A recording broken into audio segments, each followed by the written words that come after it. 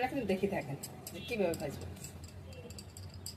ভালো করে সিল করে দিলাম, তারপরে আবার এদিকে আনি একটু মুড়িয়ে দিই, বাস হয়ে গেল একটা সিঙ্গারা। অনেকে ভাবেন যে সিঙ্গারা করতে অনেকটা কষ্ট হয়, আসলে কিন্তু তা না। একটু নিয়মটা জানা থাকলে না সিঙ্গারা করতে অনেকটা সহজ। দেখলেন তো, হয়ে গেল একটা সিঙ্গারা। এটা তেলে ছেড়ে দিয়ে আমি করতে করতে আমি ভেজে নেব। এটা আমি এখান থেকে দেখাচ্ছি বন্ধুরা, আপনারা দেখতেছেন কিনা জানি না। এই যে দুইটা একটু জল লাগিয়ে দুইটাকে মুড়িয়ে দিলাম, তারপরে এই যে চিল করে দিচ্ছি। একবারে সহজ করে আমি দেখাচ্ছি।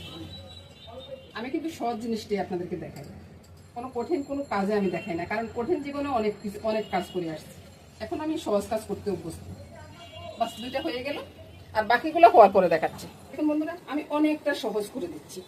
এই যে চতুর্দিক দিয়ে আমি জলটা দেখো না, আর মাঝখান দিয়ে এভাবে দাগ কেটে এখানটা এভাবে কেটে নিব।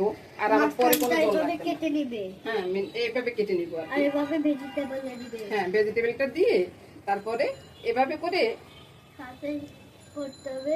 এতে ভাজ করলে না অনেকটা সুবিধা হয়ে যাবে, বুঝছেন বন্ধুরা? কবিতা ছবি হয়ে যাবে। হ্যাঁ, এবার হাতে নিয়ে তারপর